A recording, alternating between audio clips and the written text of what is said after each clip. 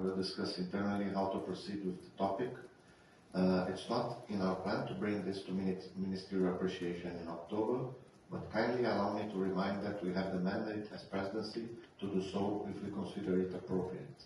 Of course, in close consultation with the co-chairs and the membership in a transparent and constructive way as we have been running our presidency. Let me reiterate that we are following guidelines established on the highest level of our leadership. Minister Fernando Haddad is strongly committed to global economic governance reforms.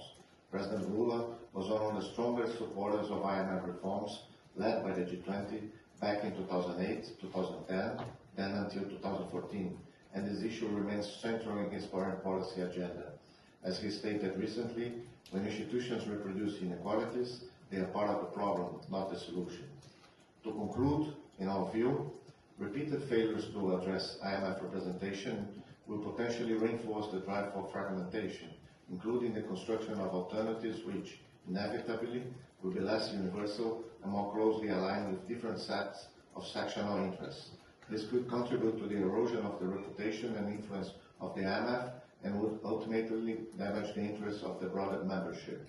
A forward-looking strategy aiming at increasing the representation of EMDCs would be more open to accommodating the changing realities of the global economy and all members, including those of the currently overrepresented economies, have to assess the benefits of this strategy and how they would accept to support it. A backward-looking strategy, which would stall the needed rebalancing of the governance of an institution, will ultimately serve no one in the long term, given the potential for the IMF to maintain its relevance for a large number of countries.